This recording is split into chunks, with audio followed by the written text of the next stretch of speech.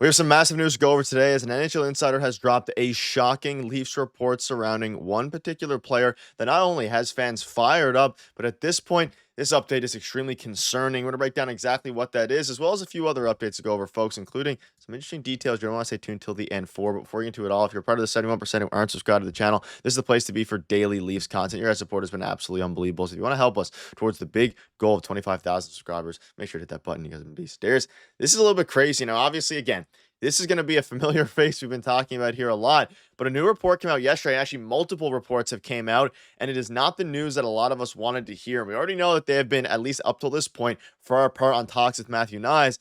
Seems the same is to be said about John Tavares, as David Pagnotta came out and said, we've been told the Maple Leafs and John Tavares aren't close at all as of June 21st per the fourth period. The Leafs have pitched a 3-year deal worth less than $4 million per season. So Brad Treliving coming in with the low ball of the century here. However, when you look at some of the other offers around the league, I don't know if it's that much of a low ball. And again, Pierre LeBrun came out and doubled down on this with just over a week left. The Leafs aren't close. We'll dive into that report in a minute. But let's start with the David Pagnotta one. There's multiple reports coming out now that not only are the Leafs not close, they offer them a 12-year total, or $12 million total deal over, 3 years, which it's not going to get it done. No, this is not going to get it done for John Tavares, but let's keep, a couple things in perspective here. They're in negotiations. Of course, the Toronto Maple Leafs are going to lowball him with their first offer, and that offer is not too, it is under, but not too different from the Matt Duchene deal that we saw a couple days ago that we were talking about and we had a video on, right? So, of course, the Toronto Maple Leafs, these reports are going to come out. The Toronto Maple Leafs are going to lowball. I mean, you can come in at a little bit more even, that's for sure, because we know John Tavares is not going to sign that contract. But they're in negotiations. Of course, Brad Treliving was going to come in under. And I feel like, in changing the DNA, everything that he was talking about in the postseason press conference, the other thing that needs to change besides the personnel and the on-ice play is, the contract negotiations. That has to change drastically from the last regime, right? So that is exactly what's happening here. All the contracts are not done yet. The Maple Leafs have been very quiet. There's other teams that I've mentioned before, like the New York Rangers, that are starting to sign RFAs and get some contracts done.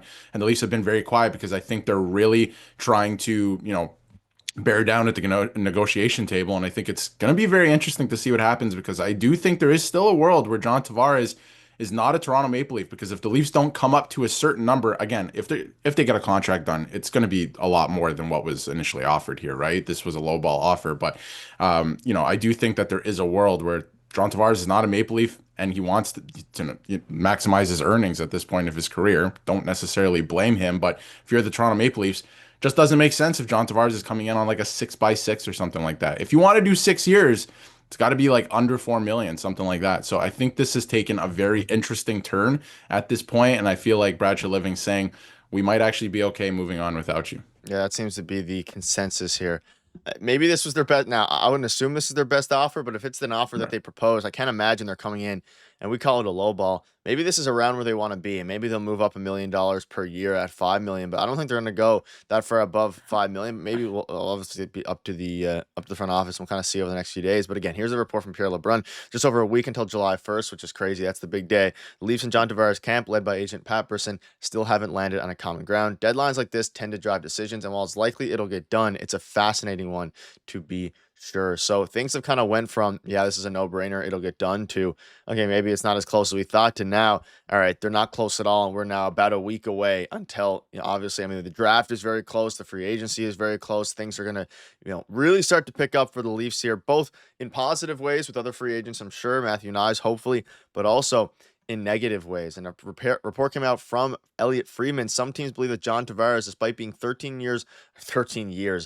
months rather, older than Brock Nelson, could still land a deal similar to the $7.5 million AAV contract he got with Colorado. The Leafs might also consider extending term to help make the money work. So with every report that comes out, it's all working against the Toronto Maple Leafs at this point, which is interesting because Matt Duchene just signed, Yanni Yeah. Gord as well, his extension. I'm not saying they're that similar, but again, the contract extension was more team favor than anything.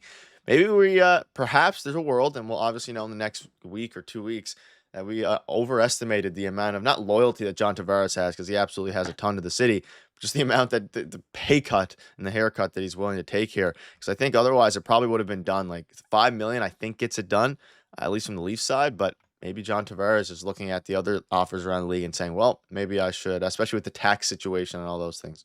Yeah, and I think that, we talked about it last week. I think John Tavares, if he were to go to free agency and not re-sign with the Leafs, he could make 8 or 9 million. Look what Steven Stamkos got, right? And John Tavares is right there. So he can get a very similar contract. It just depends how badly he wants to be a Maple Leaf. And that was very interesting. You brought up two names there, right? And Yanni Gord and also, just signed a couple days ago, Matt Duchene. And, the difference there is that it's a no state tax, both of them, right? Like that plays into it. And people the last couple of weeks are trying to make you believe that it doesn't play into it. It absolutely plays into it. Absolutely. And there's insiders out there saying, it does not play into it whatsoever. And that doesn't have an effect on John Tavares' contract.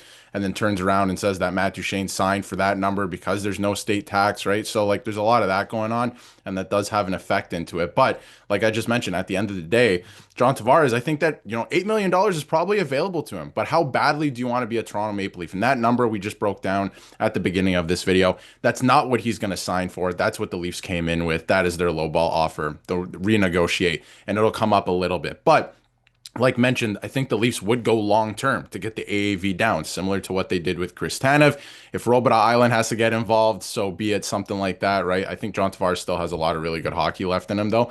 But if you're going to do that long term, the AAV has to come down like a lot, and that's not what we're hearing at this point. So it just doesn't work for the Toronto Maple Leafs in that way. So things are getting very interesting. Again, is this another guy who wants to leave for more money? Wouldn't necessarily blame him, but I think the Leafs are finally putting their foot down as an organization and saying, we might be okay moving on from you because we're going to try and build an actual team here that functions like a team, not just four players making all the money and being relied upon. So, which I think can be exciting, but again, you have to look at the other side of things too. And this is what I'm a little skeptical about. John Tavares, still a really, really good player. Scored almost 40 goals last year, a special teams specialist, if you will, in front of the net. So still a great player, can still help the team. Great professional. Young guys can learn from him. Like having him around would be great for a guy like Easton Cowan still, right? So you have to take that into consideration. But I don't know. It doesn't seem like they're too close on a contract yet. But again, they still have a week to figure it out. And deadlines seem to move things further. Obviously, they've had a lot of time to talk back and forth, but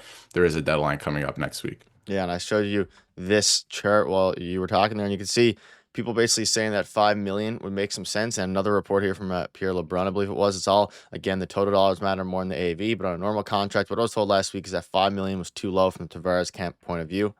Leafs offered him 4, so things are going to get a little bit crazy. I think 5x5 makes a ton of sense. And obviously, talking about change of DNA, maybe that means that the Leafs in the front office are going to just move away from both Marner and John Tavares, which is something we didn't expect because with each passing day here, obviously, I haven't been able to re-sign any of their pending free agents yet, which they can do until July 1st here. There's going to be a lot of holes in this lineup, and hopefully they can figure them out sooner than later. But either way, we'll keep you up to date with all the latest news. Things are getting crazy. Let us know what your thoughts are. See you later.